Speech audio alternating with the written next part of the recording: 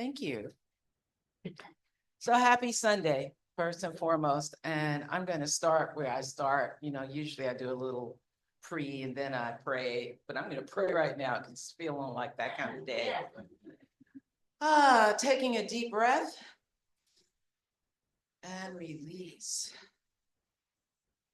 Someplace, somewhere, sometime before there was a time, we understood and recognized that there is only one. There is only one called by many names, called by God, called by Shiva, called by Allah, called by many, many, many names by many different people, but nonetheless, there is only one. And that oneness, that is absolutely all there is the expression of all of life. So by definition, it has to include me, it has to include everyone here, whether physically here in this physical sanctuary or in our virtual sanctuary online or listening to this at some other time in the future, it matters not. God is all there is. There is nothing else regardless of appearances. And so what I know, declare, and accept is that in this moment, this time and space and place, that we are anchored in that oneness and that oneness propels us into a deep and divine understanding, each one of the other. And so for that understanding, for that love, and dare I say, for that grace, I simply say, thank you, Mother, Father, God. I release this word to the immutable law, immutable, unchanging law. My grandmother said, I'm letting it go into God's unchanging hands. And as I release it, as I let it go, I know that it is done and done exceedingly well. And so it is, and so it be. Ashe, amen, amen, aho, and thank you. Happy March. Happy March. I want to just say that to begin with, because there is so much going on, right? Aside from, there's so much that's going on. There's so much that's going on that we have celebrated over time, and that we are invited in this sacred time to add a little vim and vigor to the way that we celebrate it, to look at this idea that as we're guided by spirit, we march forward, right? Marching has a certain connotation to it. It has a bit of a military connotation to it. It also has a bit of a historical Black colleges connotation to it. I don't know if you've ever seen any videos of the people stomping in the yard, or the people doing when the bands come out during halftime at the games. If you've seen any of that, you know that there's an energetic that comes with marching. And that energetic is one that not only carries us forward, but in the moment that we're doing it right now in your seat, if you start stomping your feet, you're gonna feel some kind of way, not just here, but all over, because it's a resonance that comes up and through and out. And so our invitation for the entire year is to march, right? We're marching forward for the entire year, and we're guided by spirit. We're guided by spirit for the entire year. And for March, we are marching forward. It's nice the way y'all did that. That's nice play on words. I like that. I took this idea, walk, run, skip, hop, or jump, to say that last word, move. Being still, unless you're meditating, is not an option. Doing nothing is not an option, right? And so you know that I'm going to say that because I always say that. I always say two things. These are my two pillars. Number one is that if you are on the planet right now, some of y'all could say this along with me, then it is because you have something to do. Yes? Yeah. Okay. Number two is that that something is intimately braided into and with your purpose. So we get to discover what our purpose is and then go out there in the world and do it and have fun doing it. Enjoy doing it. This week, and I'm in a period of observation and in a period of looking and see what I can see, particularly in those people that I consider to be the next generation, which is just about everybody at this point in my life, but that's okay. I was speaking with one of those people on Friday, and she said, struggle is not our norm, right? That's what I said too. I said, what does that mean? Struggle is not our norm. Now, I'm a product of the civil rights era, where struggle was the name of the game. That is what we were about. And it was oftentimes, I was going to say sometimes, but oftentimes painful, because if you weren't out actually struggling, you were thinking about struggling, right? Now, this is really important.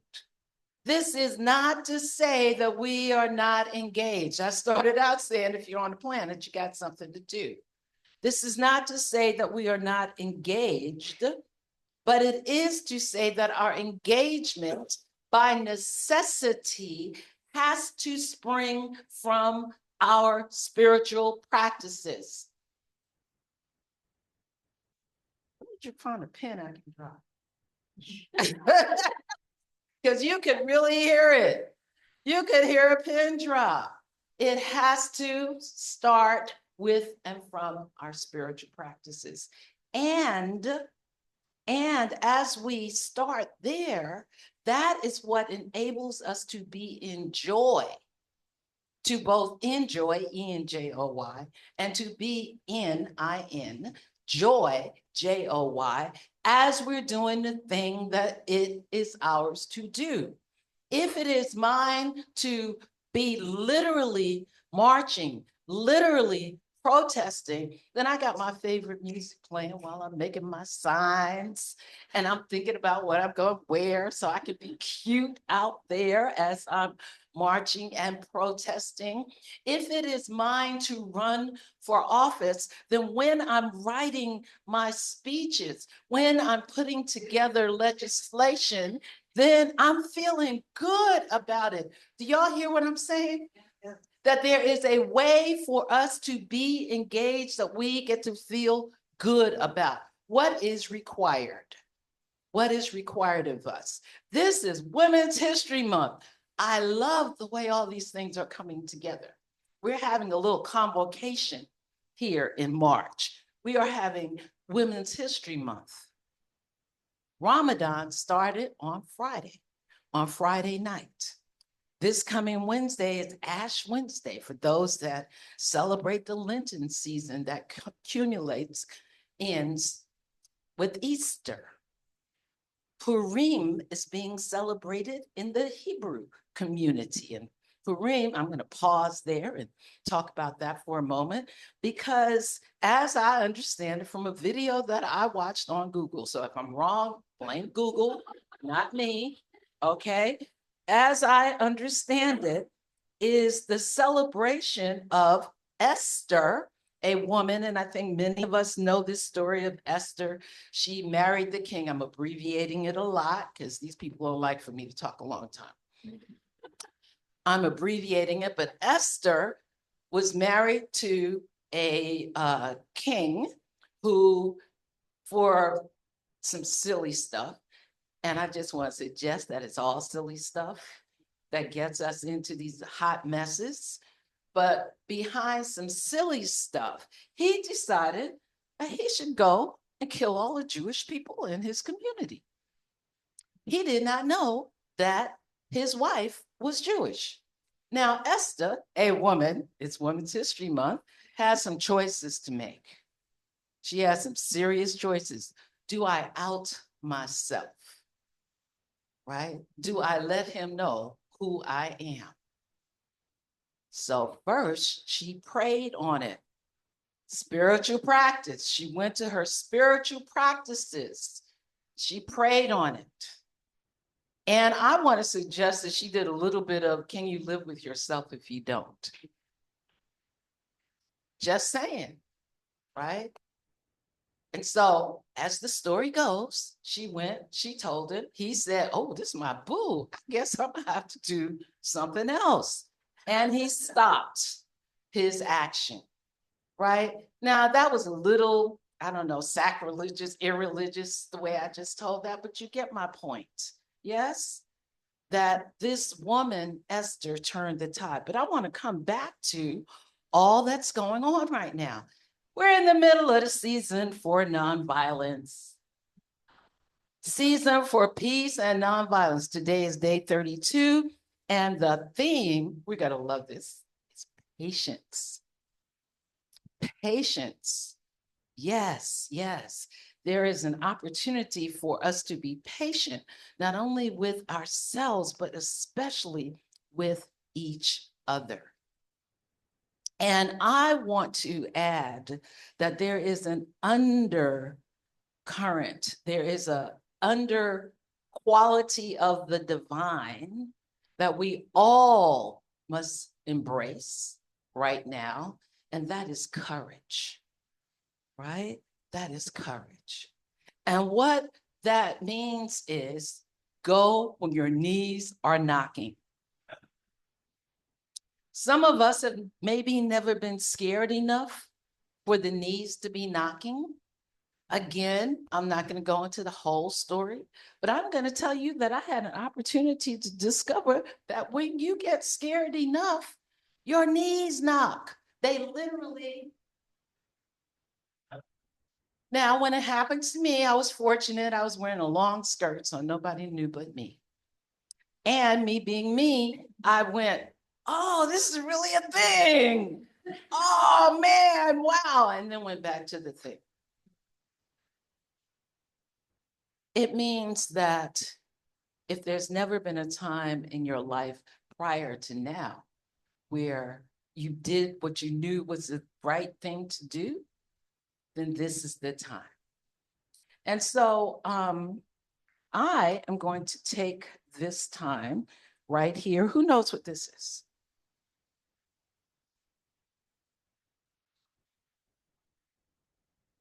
Yeah, it's a shawl from the Palestinian church. It's called a kafia. Yes, it is. Now I'm going to tell you something. I just got this, but can you still hear me? But I've had one. I have a red one. Red is one of my favorite colors. I have a red one, and every time I get ready to put it on, I looked at the pictures again online. So again, if I don't do it right, blame Google. Every time I got to wear it, I went, oh, I don't know. I don't know if I could. I don't know if I should. I don't know, because I don't have time to explain to people that I'm just, wanting peace in the Middle East. That this is a desire that has rested in my soul, I think, since I was born. That I don't know, I can't explain why, and I'm going to stop talking about this in a minute because I can feel it coming up right now. That every time, throughout my entire life, and there have been seminal moments. I came to California in the 70s, where much was going on in the Middle East. And it has always landed in my heart someplace. This idea that brothers are battling it up, which is what's happening, right? Which is what's happening. Because if you look at the people, if you let your lying eyes tell you what's happening, it is brother against brother.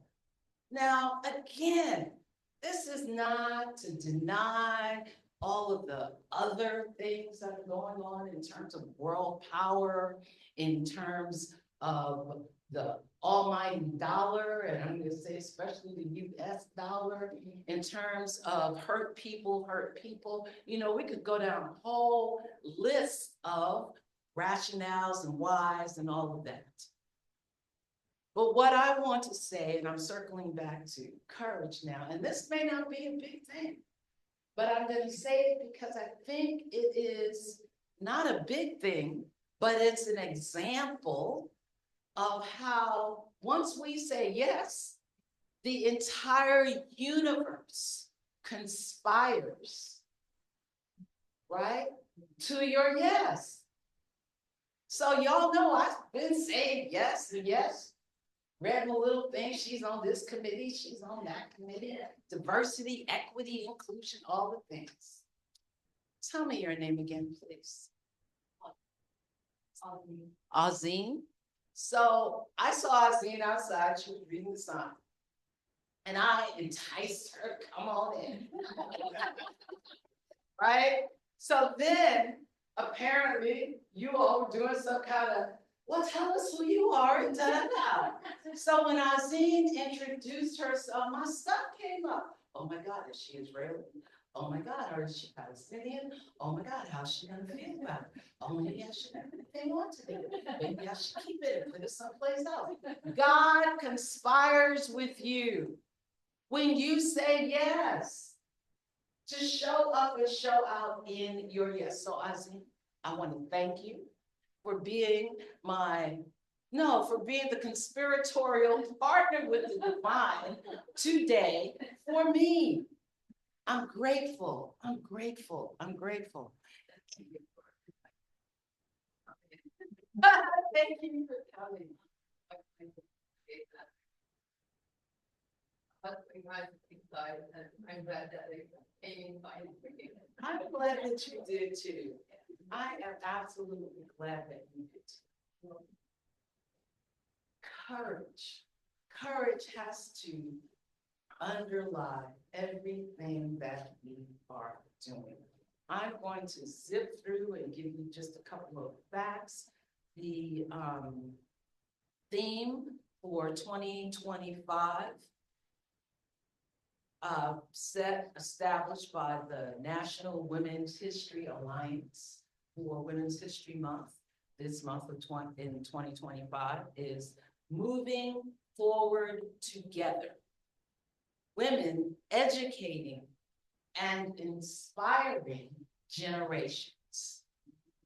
Now, whenever we, and me in particular, I can't speak for all my colleagues, but me in particular, when I say this is something for the feminine face of God, this is the way that gets to show up, that includes the men. That includes y'all too, because we all have masculine and feminine energy. What the invitation is to allow that feminine side to show up and sometimes show out. Yes? Just a little fact about Women's History Month. It was actually started in 1980, and President Jimmy Carter issued the first presidential declaration, and it started, interestingly enough, like Black History Month, as Women's History Week. Some point thereafter, in 1987, it was recognized through Public Law 100-9 by Congress that we can't keep these women detained. It's been 1 week. We gotta at least expand it to a month. And so, yes, the invitation now is to recognize that there is no containment for the feminine place. That we get to show up and show out every day, every week, every month through throughout the entire month.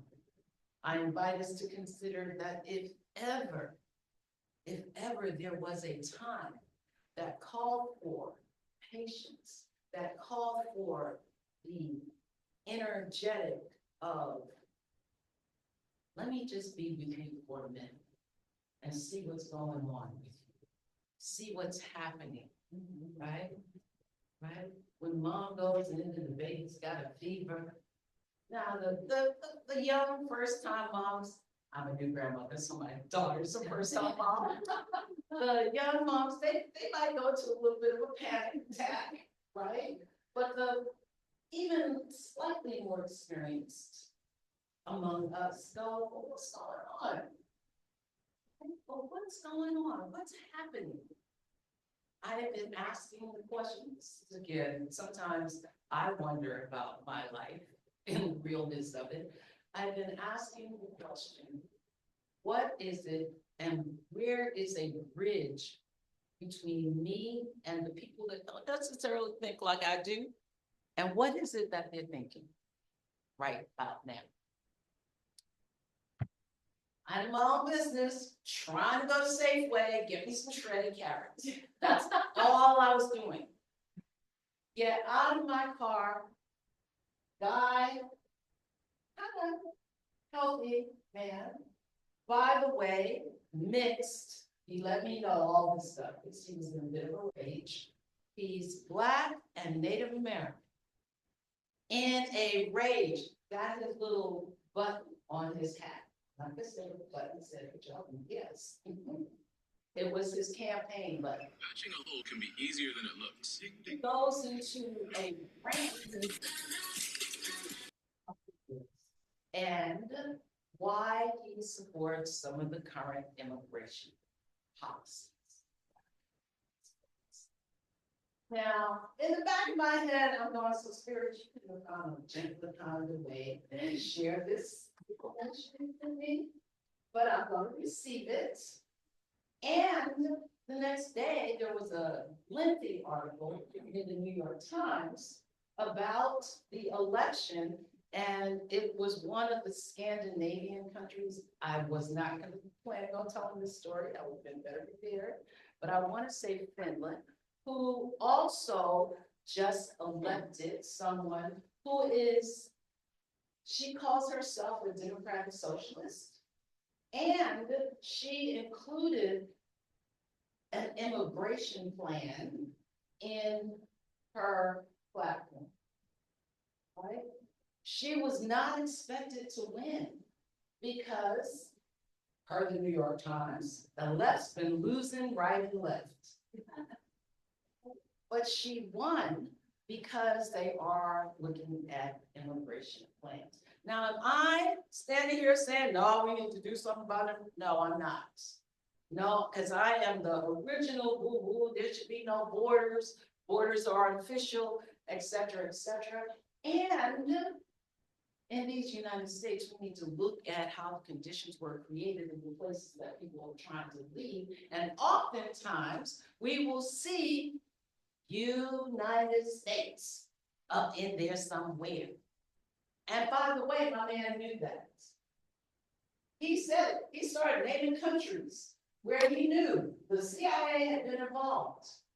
Right? Why am I telling you this on Sunday at church?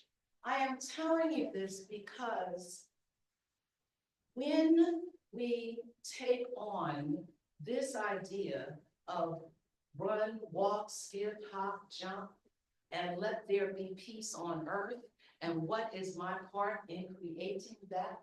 We, one, have to recognize that this is not a one-sided thing.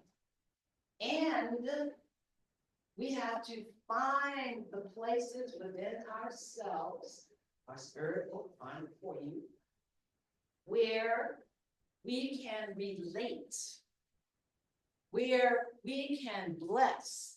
And sometimes that's all you can do. But that is one of the most powerful things that you can do. I'm going to close with two things. One is a quote from 1 Corinthians 13, chapter 13 verse, and it says, and now abideth faith, hope, charity, these three. But the greatest of these is charity. And charity is synonymous with love. I invite you to find a word, find a word that is your word. It can be joy, it can be peace, it can be grace, it can be happiness, whatever that word is. And to embrace that word, to internalize it, look it up in the dictionary, find out the origins of the word, to embrace that word. Let that be your wake up word and your go to sleep word. And as you embrace that word for yourself, embrace it for everyone that you can encounter, everyone that you meet, especially them. Especially them. And you can do it retroactively, by the way. Right? What that means is you're so in the fight that you forgot, oh, I'm supposed to send you some love. Yeah. Well, you get your car, you drive it home, calm down. Oh, I was supposed to send you some love. It's not too late. Yes? Yes. Final, I left some things, and if you want any of them, I'd be delighted to send copies. I was looking through my season for peace and nonviolent material. There is from Martin Luther King Jr. Oh, by the way, we go all the way back, speaking of Brother Martin there. This idea of walk, run, skip, hop, or jump actually comes from a quote by Martin Luther King, who says, if you can't fly, then run. If you can't run, then walk. If you can't walk, then crawl. But whatever you do, you have to keep moving forward. Ashe, amen. Amen. Aho. And I will talk about those attachments. I gave Marilyn Stack after service. Thank you very much.